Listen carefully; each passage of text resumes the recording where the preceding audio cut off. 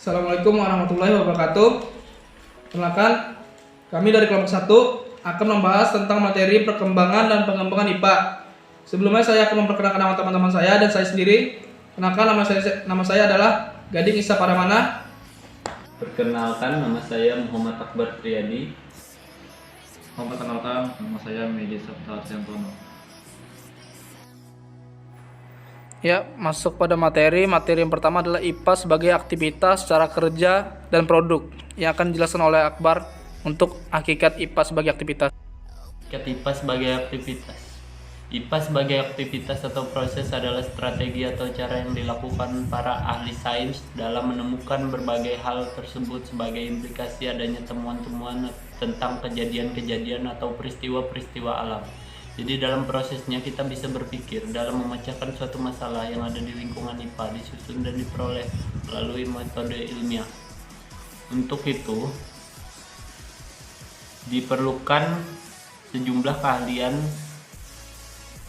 sains yang sering disebut science process skill, meliputi mengenal dan merumuskan masalah, mengumpulkan data, melakukan percobaan dan penelitian, melakukan pengamatan, melakukan pengukuran, menyimpulkan, mengomunikasikan pengetahuan atau melaporkan hasil penemuannya. Di dalam penyelidikan suatu ilmiah terbagi menjadi 7 tahapan, diantaranya observasi, prediksi, interpretasi, merencanakan, mengendalikan variabel, hipotesis, dan kesimpulan. Sekian penjelasan dari Muhammad Akbar yang akan dilanjutkan dalam materi kedua, yaitu IPA sebagai cara kerja yang akan dijelaskan oleh saya sendiri. IPA sebagai cara kerja. Dalam prosesnya, IPA mengandung cara kerja, sikap, dan cara berpikir. Dalam memecahkan masalah atau persoalan, seorang ilmuwan berusaha mengambil sikap tertentu yang memungkinkan usaha mencapai hasil yang diharapkan. Sikap ini dinamakan sikap ilmiah. Sikap-sikap tersebut meliputi antara lain, yang pertama adalah objektif terhadap fakta atau kenyataan. Yang kedua, tidak tergesa-gesa dalam mengambil keputusan atau kesimpulan. Yang ketiga, berhati terbuka. Yang keempat, dapat membedakan antara fakta dan pendapat. Sekian penjelasan dari saya. Selanjutnya akan dilanjutkan oleh materi ketiga, yaitu IPA sebagai produk yang akan dijelaskan oleh Medi Saputra. Hakikat IPA sebagai produk. Produk adalah hasil yang diperoleh dari suatu pengumpulan data yang disusun secara lengkap dan sistematis. Contoh dan hasil pengamatan tanaman di tempat terang dan di tempat gelap, maka dihasilkan perbedaan antara lain: A. Bentuk daun, B. Tinggi tumbuhan, C. Warna tumbuhan. IPA sebagai produk adalah kumpulan hasil kegiatan empirik dan kegiatan analitik dari para ahli saintis sejak berabad-abad berupa fakta, data, konsep, prinsip, dan teori-teori. Jadi hasil yang berupa fakta yaitu dari kegiatan empirik berdasarkan fakta, berdasarkan data, konsep, prinsip, dan teori dalam IPA merupakan hasil kegiatan analitik. Sekian penjelasan dari Medi Saputra yang akan dilanjutkan saya sendiri untuk membahas materi peranan matematika Ratu Ilmu terhadap ilmu pengetahuan. Peranan matematika Ratu Ilmu terhadap ilmu pengetahuan. Semua ilmu pengetahuan yang dipelajari sekarang, baik ilmu pengetahuan sosial maupun ilmu pengetahuan alam, bersifat empiris.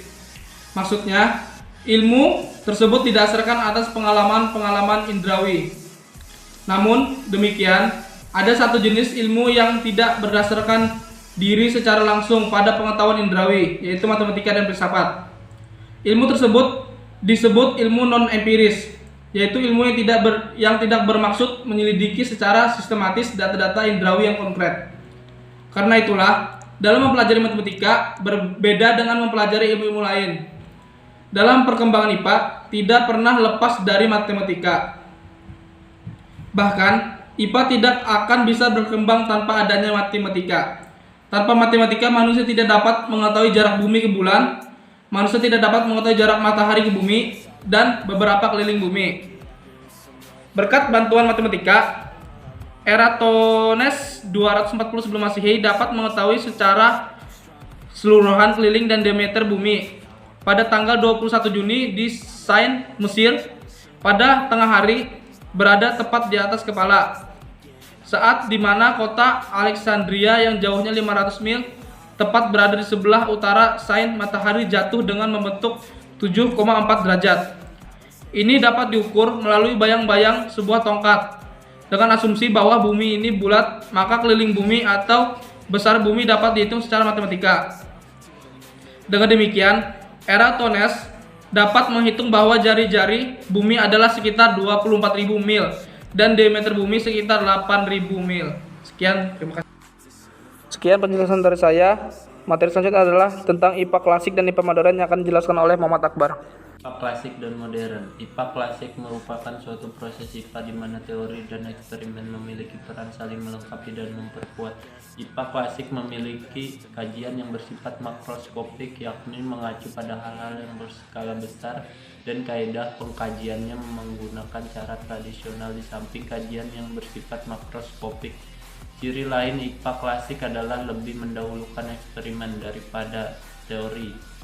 IPA modern adalah suatu proses IPA di mana penekanan terhadap teori lebih banyak daripada praktek. IPA modern memiliki telahan yang bersifat makroskopik, yakni suatu yang bersifat detail dan berskala kecil. Selain itu, IPA modern menerapkan teori eksperimen di mana ia menggunakan teori yang telah ada untuk eksperimen selanjutnya. Sekian dari Muhammad Akbar. Selanjutnya akan dilanjutkan oleh Mehdi Saputra untuk materi IPA dan teknologi. IPA dan teknologi. IPA sebagai dasar perkembangan teknologi, ilmu dan bidang IPA dan pemanfaatannya dapat kita bedakan dalam IPA dasar atau murni, IPA terapkan dan teknologi.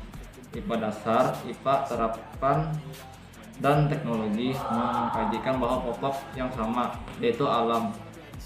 Perbedaan ketiganya terletak pada aspek yang dikajikan. Menurut Amor et al.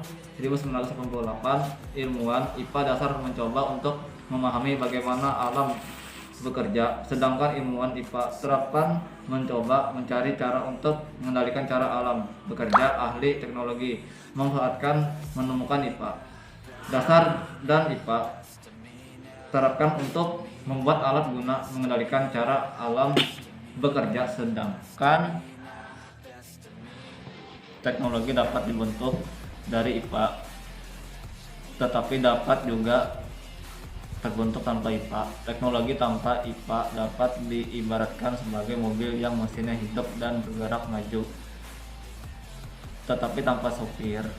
Betapa berbahayanya mobil itu karena dapat menabrak apa saja yang ada di depannya. Jika ada sopir di dalam mobil itu, sopir akan mengendalikan mobil sehingga mobil itu aman dan bermanfaat bagi manusia. Sopir itulah apa saja IPA ada dalam teknologi dan mengendalikan teknologi sehingga teknologi aman dan bermanfaat bagi manusia. Prinsip dan teori-teori IPA dasar dan mengendalikan alam dari IPA terapan digunakan dalam teknologi untuk menyusun objek-objek, membuat konstruksi dan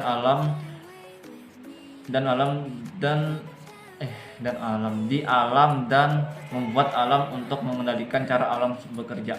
Sekian penjelasan dari Mehdi, sampai pada akhirnya kita udah sampai pada kesimpulan yang akan dibacakan saya sendiri. Pada hakikatnya, IPA merupakan ilmu pengetahuan tentang gejala alam yang dituangkan berupa fakta, konsep, prinsip, dan hukum yang teruji kebenarannya dan melalui suatu rangkaian kegiatan dalam metode ilmiah. Hakikat sebagai produk dan proses tidak bisa dibedakan atau dipisahkan, karena produk dan proses mempunyai hubungan terikat satu dengan yang satunya lagi dalam melakukan pengamatan ilmiah sehingga dapat membentuk sikap ilmiah. Sekian, terima kasih.